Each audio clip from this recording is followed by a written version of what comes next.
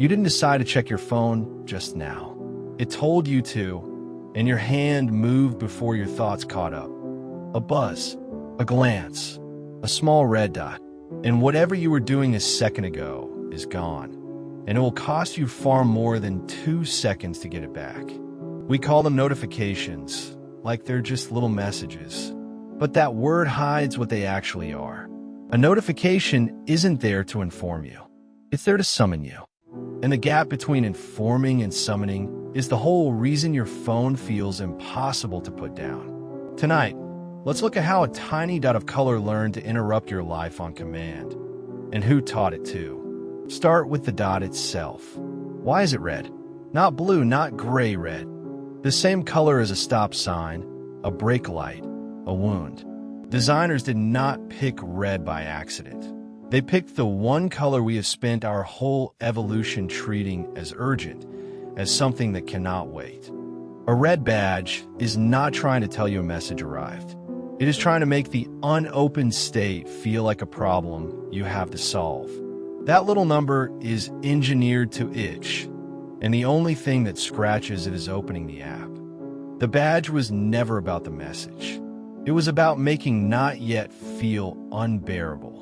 But a colored dot cannot move you on its own. To understand why a buzz makes you reach, you need a man named B.J. Fogg, a behavior scientist at Stanford who spent years on a single question: what actually makes a person do a thing? His answer is almost insultingly simple. A behavior happens when 3 things meet in the same instant: motivation, ability, and a prompt. You have to want it a little, it has to be easy, and something has to tell you to do it right now. Motivation and ability you carry around with you all day. The missing piece, the spark that fires the whole thing, is the prompt. And a notification is the most perfectly engineered prompt ever built. It arrives the exact moment the app wants you. It costs nothing to obey, and it lands while your guard is down. Fogg taught this model to a generation of designers in a Stanford classroom. Some of his students walked out of that room and built the very apps now buzzing in your pocket. And there's one more thing that makes the prompt almost impossible to ignore. You never know what's behind it. Maybe it's someone you love. Maybe it's nothing, a brand, an update, a stranger.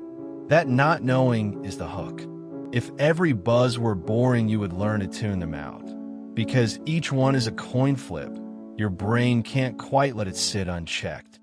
The summons works because it is a small mystery, and you can end the mystery in a single tap. And it is worth remembering, it was not always like this. For most of human history, information waited for you to go and get it. You open the letter. You turn on the news.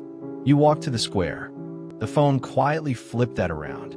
Push notifications, the kind that let an app reach into your pocket uninvited, went mainstream around 2009, and they were sold as pure convenience. Now you'd never miss what mattered. But somewhere in there, the logic inverted. The notification stopped being a tool you used to fetch what you wanted and became a tool that fetched you. You went from pulling information toward you to being pulled toward it. And no one ever announced the switch. Now here's the part that never shows up on the bill.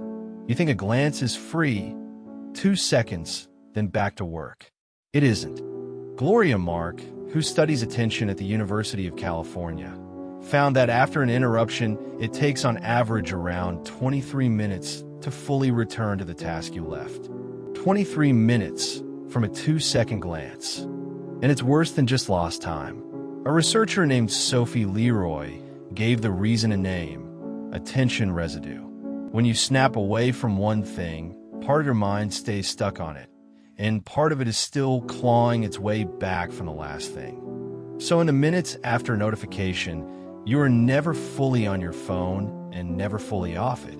You are standing in the doorway between 2 rooms, and the buzz has learned to keep you there all day, a few minutes at a time, until the day is gone. And this is where it stops being something your phone does to you and starts being something your body does to itself. There's a name for it: phantom vibration. That sharp, certain feeling that your phone just buzzed in your pocket when it didn't. Researchers who've studied it find that most people get it, by some counts close to 9 in 10. Sit with that for a second.